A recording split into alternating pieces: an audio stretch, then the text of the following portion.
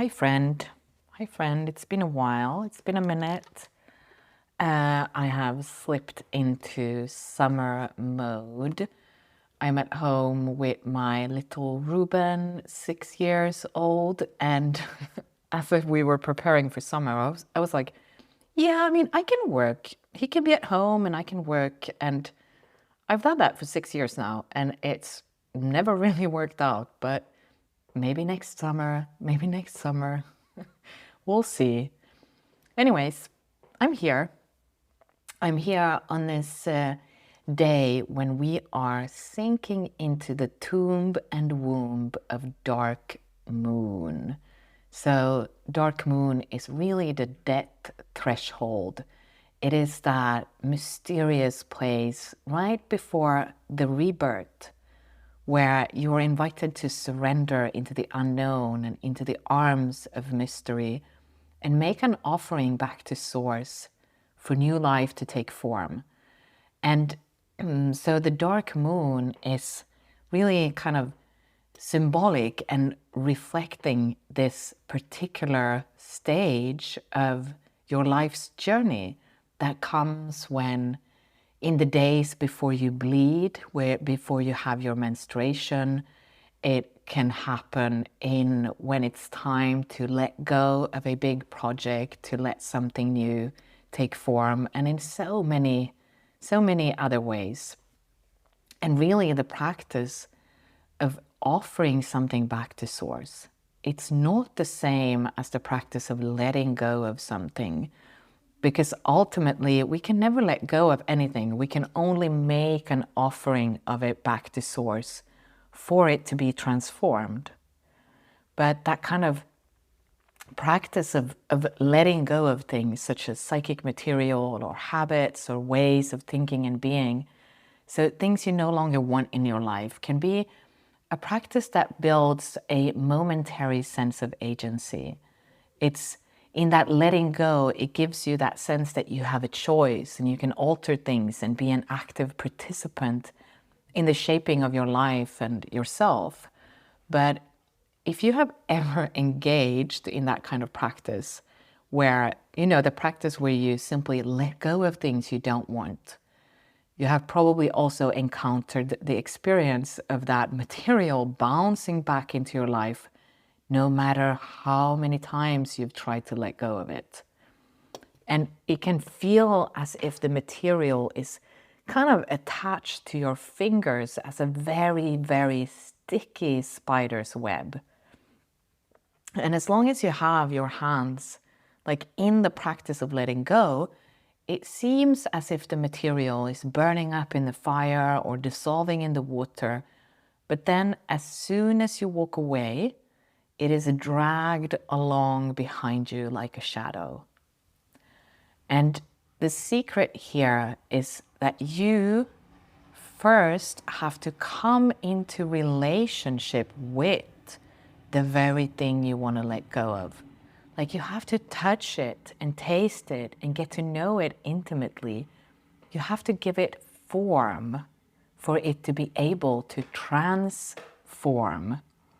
So very paradoxically, the feeling of wanting to let go of something is oftentimes the invitation to come into deeper relationship with that very thing. It is an invitation to really get to know it. So if there is something in your life, like psychic material or a way of thinking, a way of being that you, in this moment, you really want to let go of, like you really want to get rid of it, see that as an invitation to instead really get to know it. So I want to illustrate this with an example. So let's say you have a recurring sense of being uninspired, and this then in turn triggers a feeling of being an imposter, because part of your soul's work is, let's say, support people to get into a creative flow. So if you feel uninspired, you're going to be like, well, if I can't get into a creative flow, how on earth am I going to be able to support other people to do that?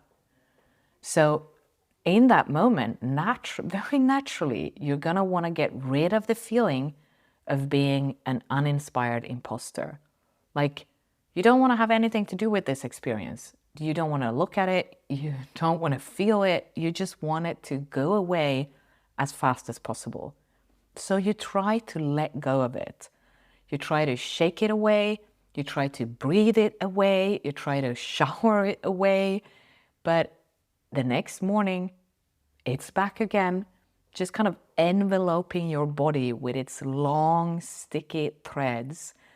And it might feel like you're caught in it, like a fly caught in a spider's web.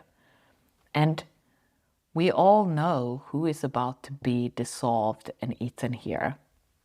It's not the spider, it's not the web, it's the fly. The fly is about to be transformed.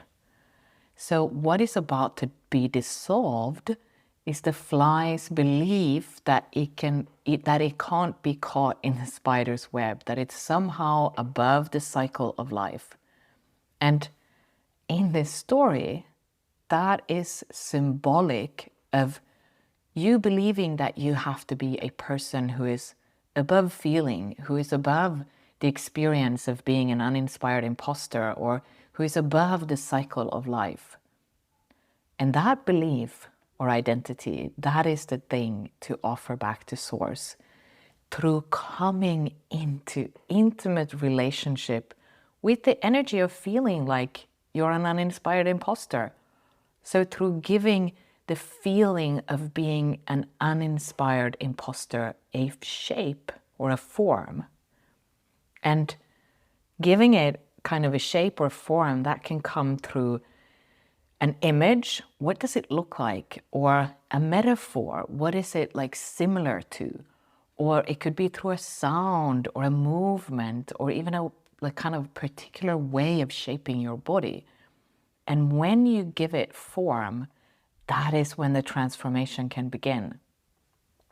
And this is the reason why trying to let go of something that you don't want to turn towards, much less touch, is often just not working. Because you have to first be able to hold it as a form before it can be transformed. You have to first know it before you can make an offering of it.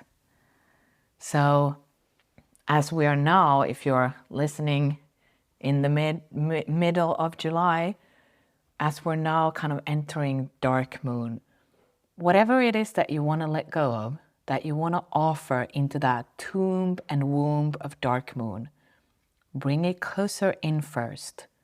Get to know it, because it has important things to teach you. Oftentimes in that thing that you want to let go of, inside of it, it contains exactly the medicine and the wisdom that you need to be able to move forward, to come into the next rebirth. And this is true no matter if it's a dark moon or not. So if you're listening and it's full moon tomorrow, you can still tune into this. You can still work with this energy, because this is true no matter what cycle we are in collectively.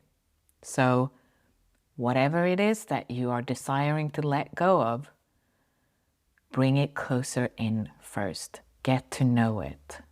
And then in some mysterious way, that thing that you come into relationship with will turn black soil into very fertile and moist ground that is then ready to receive the seed that you want to plant, the thing that you want to grow and tend to. And I have an offering called the Moon Temple. So the Moon Temple is a sanctuary, really a sanctuary for all of us women who are devoted to living a more cyclical life, of honoring lunar consciousness, of honoring the feminine. And we gather on, if you're listening In middle of July, we gather on Tuesday, July 14th, under new moon in Cancer. And every new moon, we plant seeds, and then you're guided through the whole lunar cycle to really practice attuning to and living according to this cyclical rhythm of the death and rebirth cycle. So come and join us in Moon Temple. Yeah, I think that was what I wanted. That was what I had to share today. I hope you're well. I would love to know what you, if you had an aha moment listening to this, if there is something here that you would like for me to expand on, or just share what it brought up for you. And until next time, take good care of yourself.